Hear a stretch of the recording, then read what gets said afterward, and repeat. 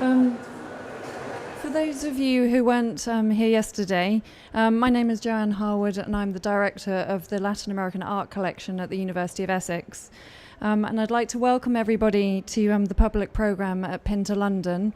We're delighted to work with Pinta for the second year running. And we gratefully receive the Pinta Museum's acquisition grant that the directors give us, as well as happily organise the talks programme for the fair. We'd like to thank the fair's directors, Mauro Elixka, Diego Costa Peusa and Alejandro Sainz, and all of the Pinta team, as well as the collections team from the University of Essex, especially Miriam Metlis, who's coordinated the programme today. Finally, just to thank the speakers for their contributions and the audience for listening, and I hope you enjoy this afternoon as much as we enjoyed yesterday. I'll hand over now to Zanna Gilbert.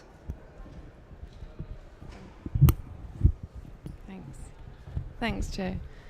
I'd like to second Joe in welcoming you here to this panel. And I think the reason that Joe and Miriam asked me to coordinate the panel is because I'm doing my PhD with the University of Essex, so I've got a connection to the University of Essex collection of Latin American art.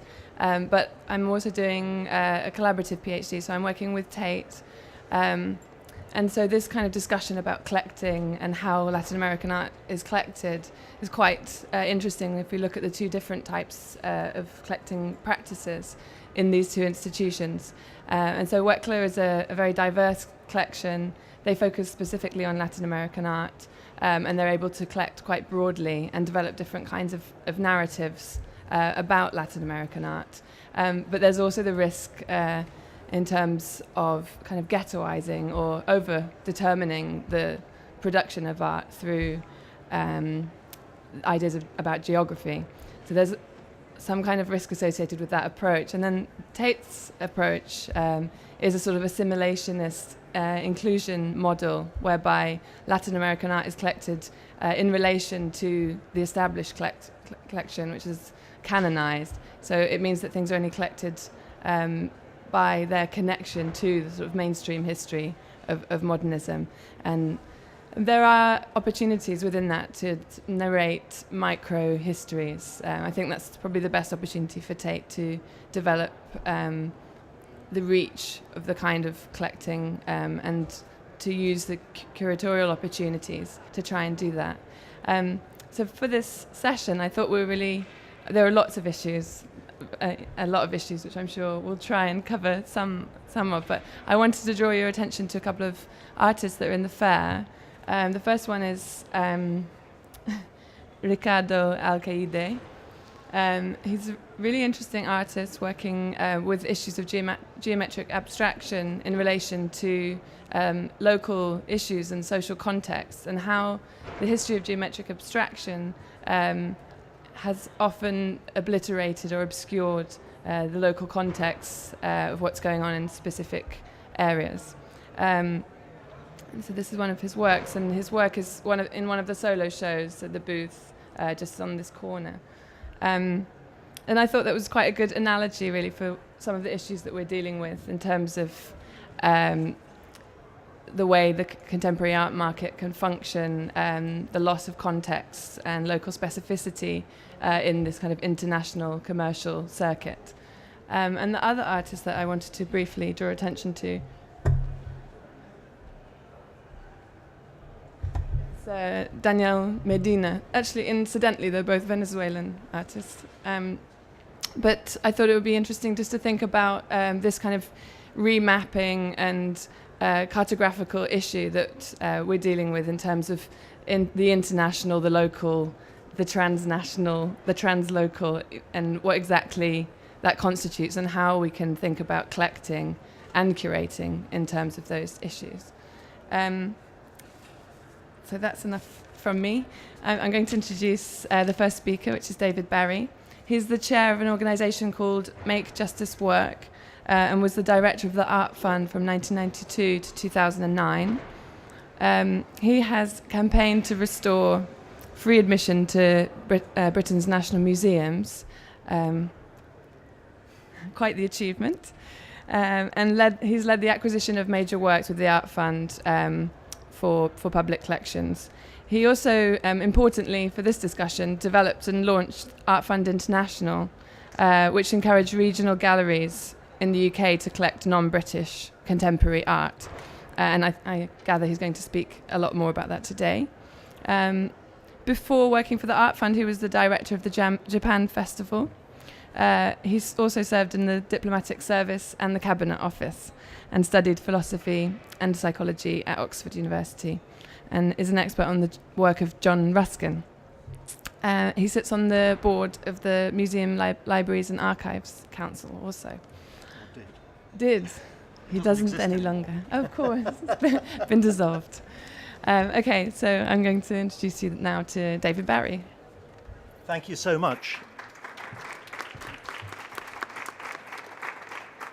It's incredibly nice to re-engage with the contemporary art world. I've spent the last 2 years mostly dealing with criminal justice matters.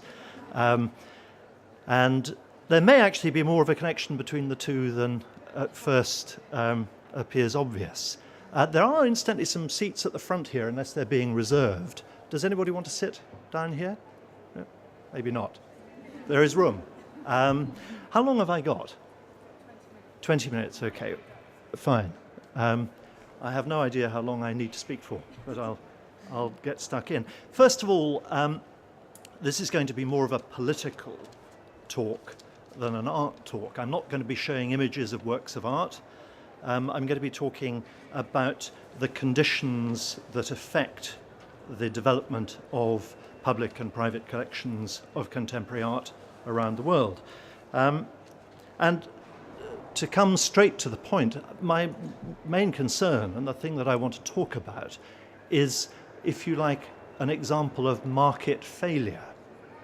The failure of the international art market to expose to the public around the world much of the work that is being produced by artists in what, for want of a better term, I must call developing countries. This is something that's interested me for quite a long time, and in fact you heard earlier about the establishment of Art Fund International. One of the motives for me in developing that scheme was to try to open up British public collections to contemporary art being produced, if you like, outside the mainstream.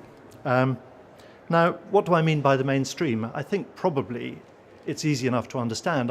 I'm really talking about the kind of art that we are all accustomed to see at the major art fairs like Basel and Frieze, the kind of art that appears at major auctions, the kind of art that is handled by the very big dealers, most of whom, of course, are operating out of the big Western capital cities, London, New York, Paris, and of course places like Tokyo as well.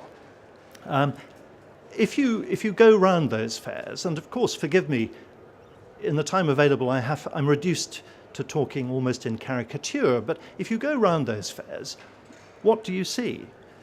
You see, I'm guessing, but a few hundred artists, and it's always the same ones. And nearly all of them, I mean, they may be great artists, but the one thing that they all have in common, nearly all of them, is that they live and work in rich, developed countries. And most of them, frankly, were born and brought up in rich, developed countries. And for the sake of simplicity, I'm going to refer to that group of artists as the rich guys. Otherwise, it's difficult. I have to keep repeating lots of long phrases. So the rich guys have a completely dominant position in the world art market. By contrast, of course, there are God knows how many artists living and working in developing countries, most of whom are completely invisible to those of us who lead our rich and privileged lives in places like London and New York and Tokyo. This seems to me to be an astonishing situation. And of course, there are all sorts of possible reasons why this may be the case. But it seems to me that one explanation that might possibly be brought forward can't possibly be correct. And that explanation would be that actually there just aren't many good artists working in the developing world. That seems to me to be extraordinarily unlikely. And of course, here at Pinta, and 3 cheers for Pinta for putting on this fair, here at Pinta, I have seen many artists of whom I had not heard before, I'll be perfectly honest, whose work I think is admirable and deserves to have a much wider audience. I suppose there are possible, if you like, innocent explanations for the asymmetry that I've described. There are possible innocent explanations for the fact that the rich guys are so overrepresented in the market. I mean, it may be, for example, that there are just more of them.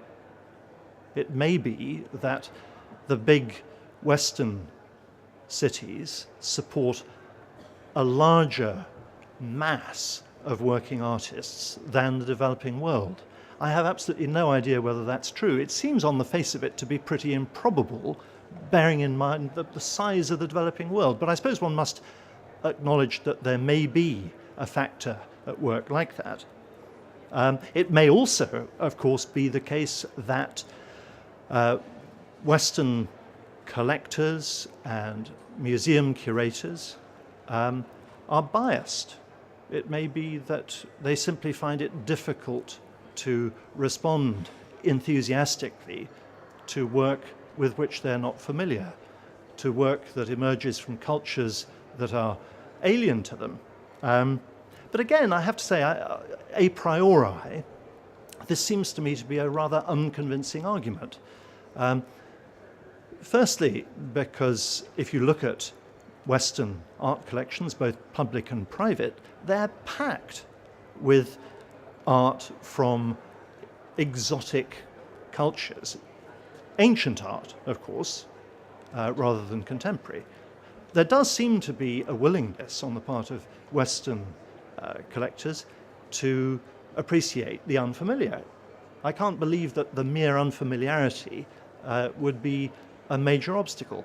And besides, the truth is that much of the art that is being produced in the developing world is not actually expressed in very unfamiliar forms. We're all familiar with the concept of transnationality.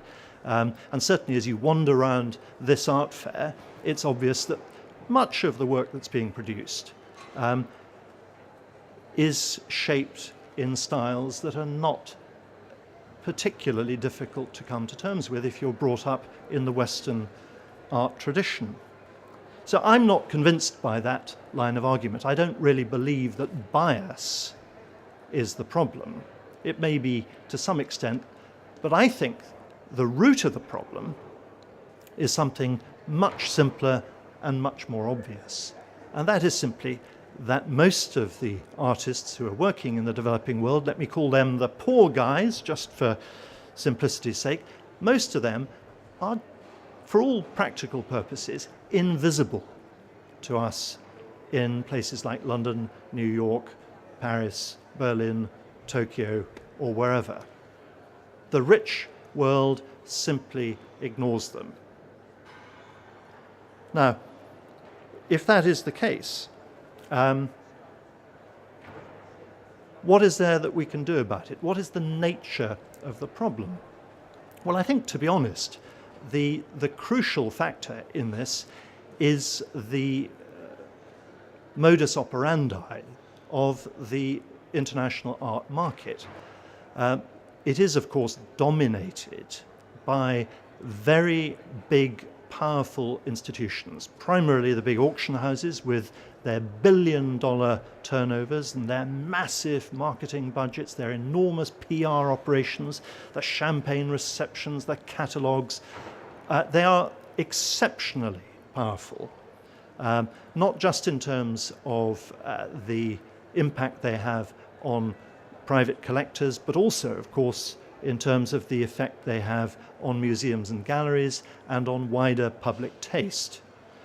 I think it's hard to underestimate the extent of the power and influence of the international art market. Now, the problem with the international art market at that level is that it is geared to generating, quite understandably, the largest possible profits. And the art market is therefore hesitant about embracing artists who are little known. It's hesitant about investing in building up the reputation of artists who are not guaranteed to generate big revenues. I don't think we can complain about that. It's just the way markets work. And of course, the reality is that the handful of artists from the developing world who have broken through, and it really is a handful, have done very nicely out of it.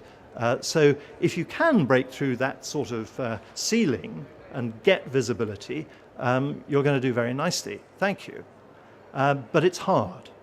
And I think it's also important not to underestimate the extent to which the public art institutions, museums and galleries, curators, critics for that matter, the extent to which, whether they realize it or not, all of those people are,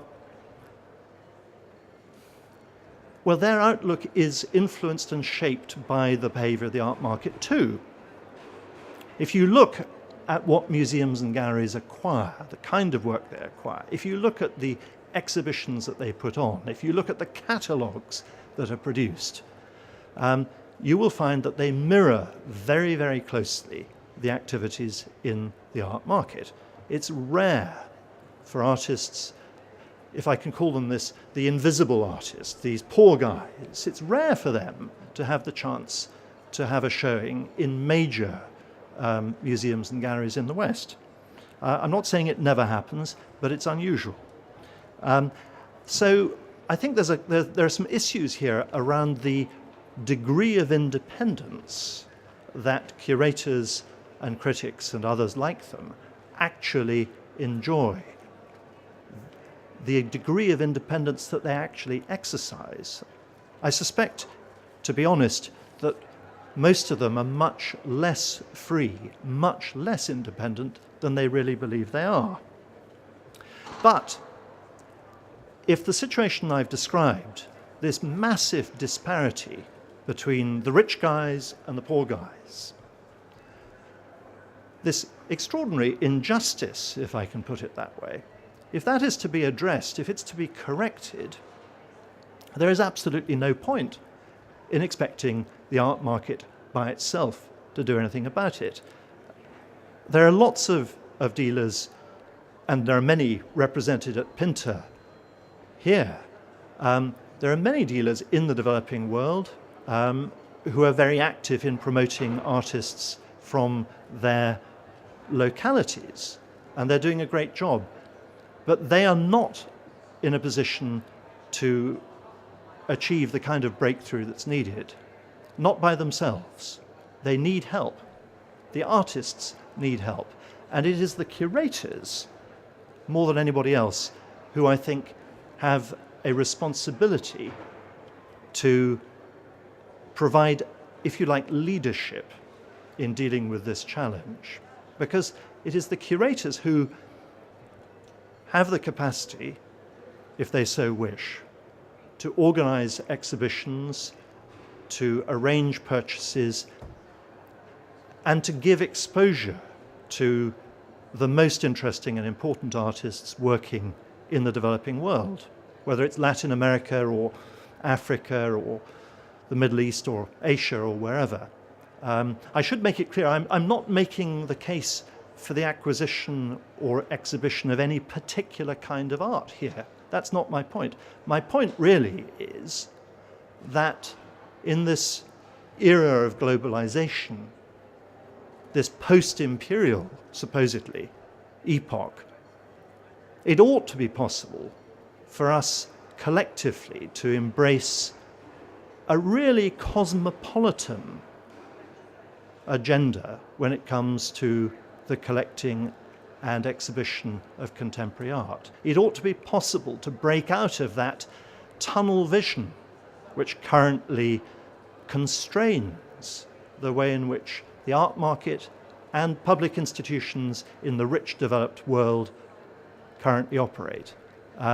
So I think my plea, in a sense, today, I'm not a curator, I'm no longer part of the art world, but my plea would be to curators to exercise more leadership, to be perhaps more daring and challenging. Now, there are people who are doing this, and I have to say the University of Essex, with its Latin American collection, is doing great work. The Tate is starting to make progress. There are other big institutions that are doing things, but it's only a beginning.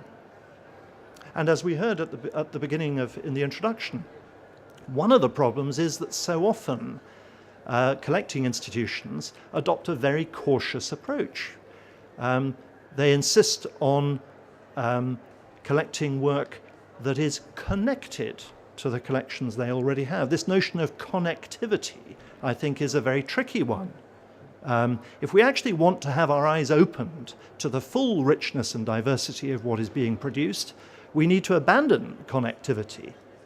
It's rather boring. Why should we only want to see works that are closely connected, in evolutionary terms, if you like, to the works that we already have? That seems to me to be very dull and unexciting. Let's look at the full wealth and variety. Now, it may be difficult. How does an outsider get to know and understand fully, in any depth, the kind of work that is being produced in a country on the other side of the world? Well, it is difficult, but it's not impossible. It's been done. People are doing it. There are examples.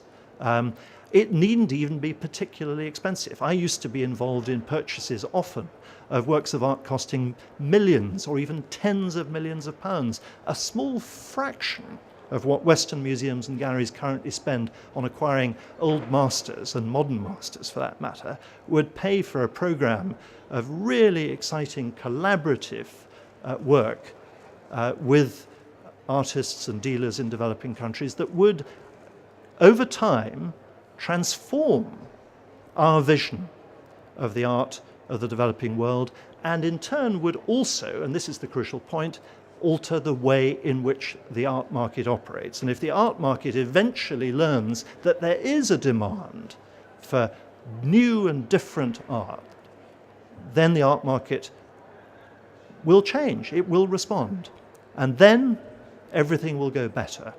And I can't think that there's any more important challenge for the art world than that, because frankly what we've got at the moment is a disgrace. It's an injustice. And we would all stand to benefit if somehow the massive disparities that I've been trying to describe could be altered, could be addressed.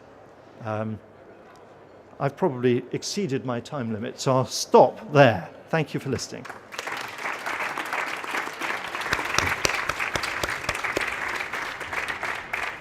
Thanks very much, David. I look forward to returning to some of those issues in the question time. I forgot to mention that we have social media activity going on, and that you can Twitter in. I'm not sure exactly how. How does it work? Tweet. You can tweet, and it will be relayed onto the internet. So you can tweet questions as we go along if you're mobile savvy.